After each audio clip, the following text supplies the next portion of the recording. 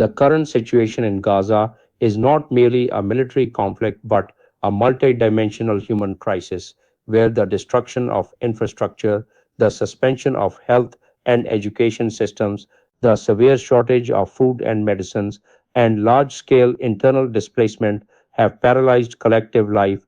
Although the West Bank is also not safe from Israeli actions, the ongoing direct and intense bombing and ground operation in Gaza have turned the loss of human lives into a tragedy.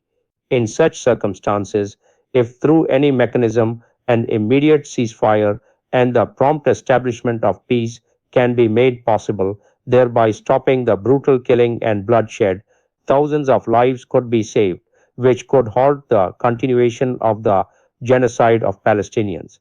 In light of the objective conditions, the Board of Peace under the leadership of US President Donald Trump can be tolerated as such an initiative that may prove to be a ray of hope for Palestinians. It should also be kept in view that Israel's recent policies in the West Bank have pushed the conflict into a new phase. The Israeli cabinet has approved a plan to declare Palestinian land as state land and register it in its own name, for which dozens of new positions have been created and millions of dollars allocated from 2026 to 2030.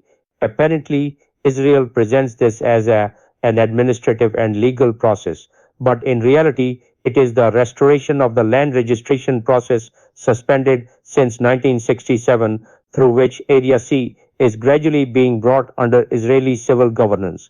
This area comprises approximately 62% of the West Bank's territory and most of its natural resources. Thus, through an extremely cunning maneuver, instead of open war, a strategy of administrative annexation is being adopted, which can become a means of altering long term geographical and demographic realities. This action by Israel is an open violation of international law, particularly United Nations Security Council Resolutions 242 and 2334, as well as the Fourth Geneva Convention. In this context, the question of the utility of the Gaza Board of Peace becomes even more significant.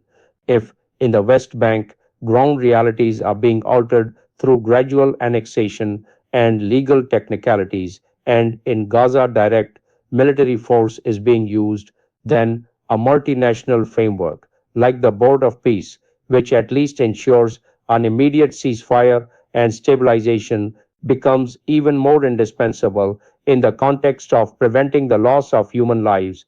Pakistan's decision to join this board may not be ideal, but appears understandable and logical in view of the situation in Gaza, given its long-standing support for the Palestinian right of self-determination and its consistent articulation of this stance at the diplomatic level.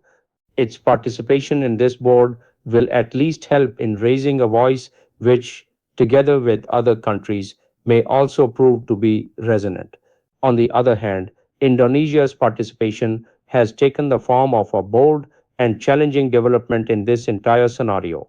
The announcement by the Indonesian government of preparations to deploy up to 8,000 troops in the proposed multinational Gaza Stabilization Force under the Board of Peace is not merely a military decision, but is being seen as an attempt to chart a new course in foreign policy direction. This step indicates that Jakarta wishes to move beyond traditional diplomatic statements and play a role in resolving the crisis through timely practical participation.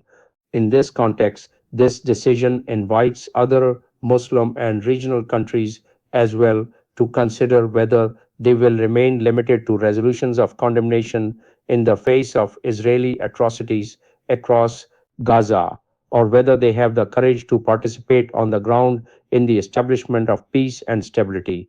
Unquestionably, this may prove to be a severe test for Indonesia's free and active foreign policy, whose principal foundation is linked to the Bandung Conference and the Juanda Declaration.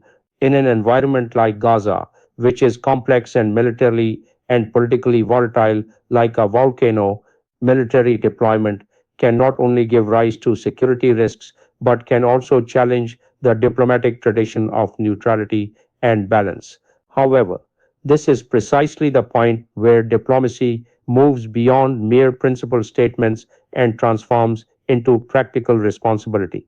If the deployment of the peace force can ensure an effective ceasefire, protection of civilians, and the uninterrupted delivery of humanitarian aid, then this step, in view of the current humanitarian tragedy, objective conditions, and the demands of the time, can emerge as an active and results oriented model in international diplomacy.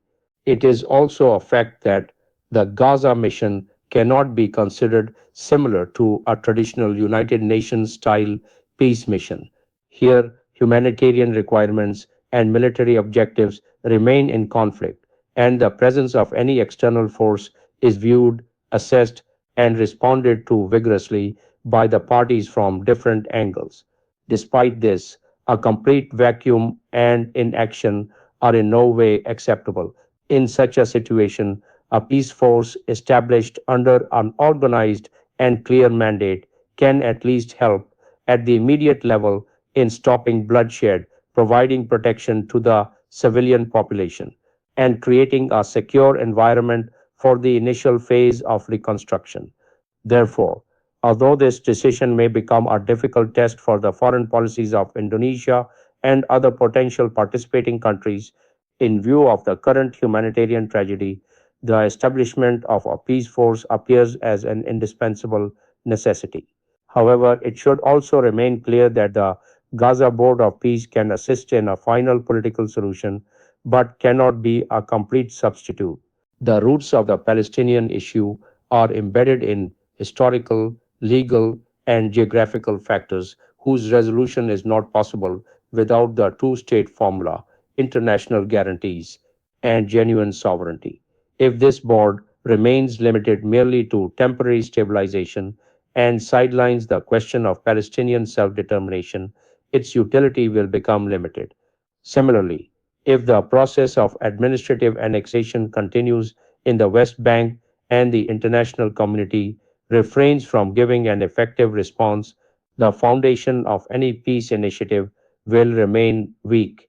Consequently, the Gaza Board of Peace is at present both an opportunity and a test. It is a chance to provide immediate protection to human lives and to save Gaza from being swallowed by Israel.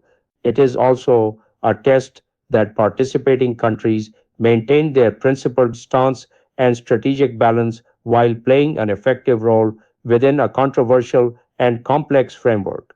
If not, Israel will immediately begin to achieve success in advancing its obstinacy and objectives. For Pakistan, it is necessary to use this platform to continue adding its voice in favor of Palestinian self determination, a permanent ceasefire, and a just political solution.